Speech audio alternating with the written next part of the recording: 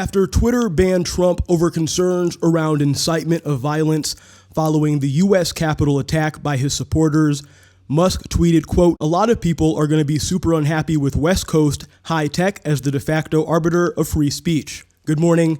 You are listening to another episode of Black Man into the Wild. I'm blessed to be here with you all today, and as always, I'm blessed to have you here with me as well. Today, we're going to be talking about Elon Musk's recent hostile takeover of Twitter. That's right, Elon Musk clinched a deal to buy Twitter for $44 billion cash on Monday in a transaction that will shift control of the social media platform populated by millions of users and global leaders to the world's richest person. It's a seminal moment for the 16-year-old company, which emerged as one of the world's most influential public squares and now faces a string of challenges. Now, this is going to be a fun story to get into because I know a lot of people, including myself, actually have mixed feelings about Elon Musk. And really, this is a developing story that we're probably going to talk about again here in a couple of months. I wouldn't be surprised. Free speech on the internet has been a hot topic for a while now, and things have been heating up even more recently, that's for sure. I mean, this is a big move that I don't think many people saw coming, or maybe they did. I don't know. We saw Donald Trump launch his own social media platform recently, Truth Social, which we talked about on the podcast and are still waiting to see how that's going to play out for him. But right now, the story is Elon Musk and Twitter. Let's get into it. But before we get started, as always, if you have not already, please go ahead and subscribe to this channel, like the video, and share with your friends if you like what you hear.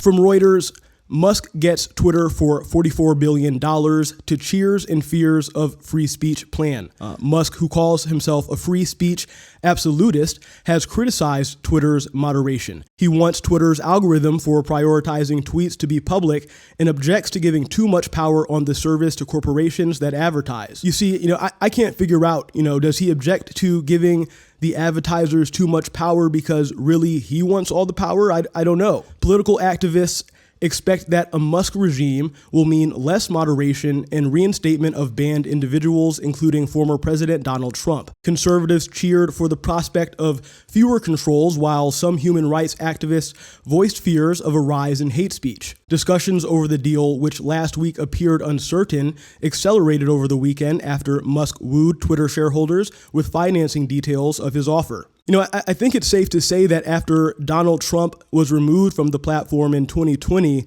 Elon Musk has become the most outspoken and maybe controversial figures on the app.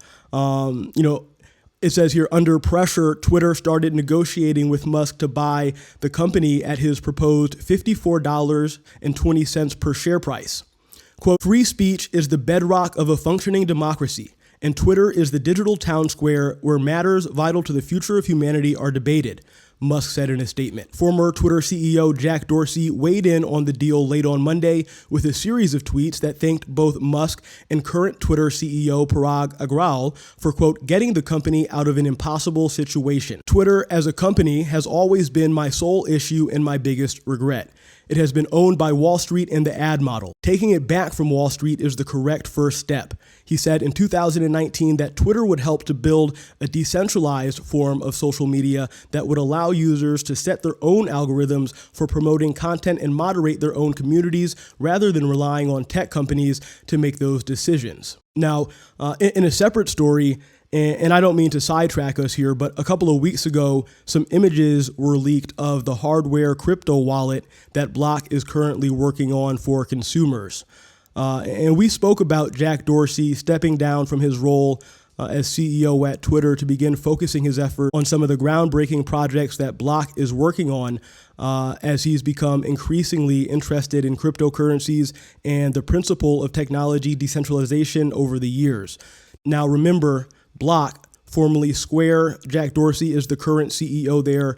In June of last year, he announced his company's work on the crypto wallet.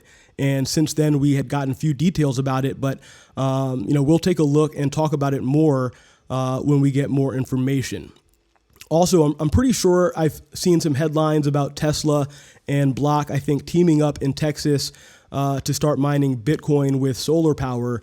So there's really a lot going on. Musk, who is worth $268 billion according to Forbes, has said he is not primarily concerned with the economics of Twitter.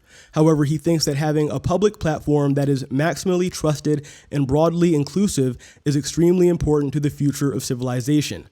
Musk is chief executive of both electric car maker Tesla and aerospace company SpaceX, and it's not clear how much time he will devote to Twitter or what he will do at the company. Now, when it comes to talking about Elon Musk on the podcast, like Bitcoin and crypto, we're going to end up talking about him and what he's involved with a lot. It's unavoidable. I mean, we're here talking about the most disruptive technological advancements that will play a role in reshaping society for the next decades.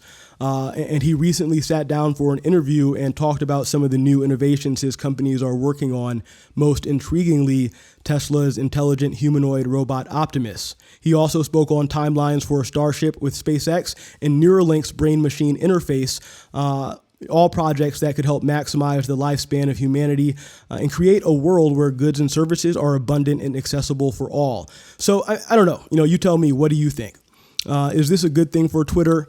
Elon Musk, I mean, do people really even still use Twitter? I don't know.